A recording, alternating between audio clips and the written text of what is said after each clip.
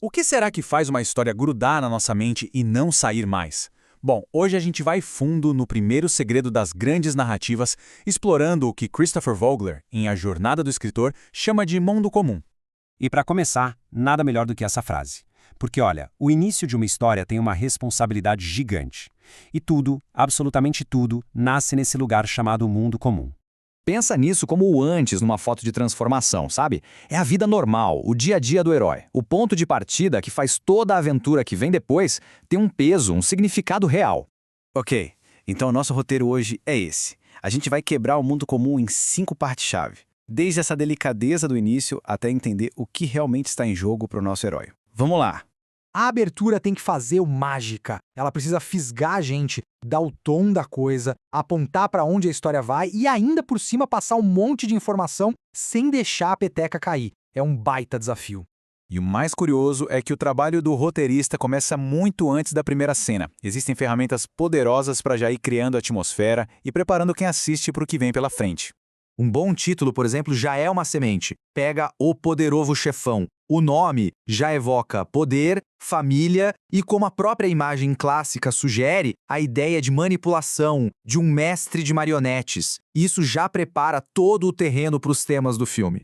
A primeira imagem, então, nem se fala. É quase um poema que resume a história inteira. Em Os Imperdoáveis, a gente não vê só um cara cavando uma cova. Aquilo ali é um prenúncio, uma metáfora sombria da jornada dele em direção à violência e à morte. Outra ferramenta muito usada é o prólogo. Às vezes, ele serve para dar um contexto, como na animação A Bela e a Fera, ou até para apresentar o grande vilão antes mesmo da gente conhecer o herói, como Darth Vader em Guerra nas Estrelas.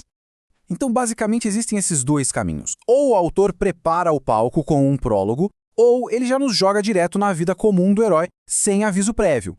Mas independentemente de como a história começa, o foco logo se volta para a peça central de tudo isso, o herói. É aqui que a conexão de verdade começa a ser construída. E um herói realmente interessante. Ele não tem só um problema. Ele tem dois. Um externo, que move a trama, tipo derrotar o vilão, e o interno, que é uma falha, um dilema moral, que é o que faz ele ser, bom, humano.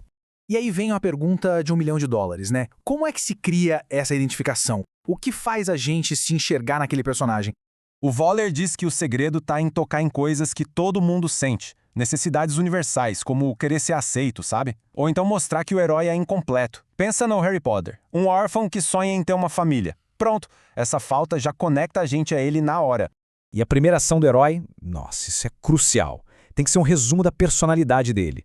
Que nem o Tom Sawyer, que na primeira vez que aparece, já tá dando um jeito de transformar uma tarefa chata, que era pintar uma cerca, numa brincadeira. Genial! Mas vamos combinar, herói perfeito é um herói chato. Na verdade, são as falhas, as feridas que fazem eles serem fascinantes. E, principalmente, reais. Os gregos antigos já sabiam disso. Eles tinham esse conceito da falha trágica. E até os heróis mais modernos precisam ter um pingo disso, uma fraqueza que os torna mais humanos, tipo o Superman e a Kryptonita. Muitas vezes, essa falha vem de uma ferida emocional, uma coisa bem profunda. Pensa no personagem do Mel Gibson em Máquina Mortífera. A dor de ter perdido a esposa é o que o torna tão imprudente, tão imprevisível. E por isso mesmo, tão cativante. Essa citação é brilhante porque ela resume uma verdade sobre todos nós, né? Todo mundo carrega cicatrizes. E quando um personagem tem uma ferida, seja ela visível ou não, ele se torna real. É nessa imperfeição que a gente se reconhece. E para fechar esse alicerce do mundo comum, falta uma última coisa, que é absolutamente essencial. A gente precisa saber o que o herói pode ganhar ou perder. Essa pergunta aqui tem que ser respondida logo no começo da história. Se ele conseguir, o que acontece? E mais importante ainda, se ele falhar, quais são as consequências? E o risco não pode ser pequeno, não. Se o herói arrisca, sei lá, passar um pouquinho de vergonha, a reação da gente é: e daí? Tem que ser um jogo de vida ou morte, real ou metafórico, onde algo muito grande está na balança.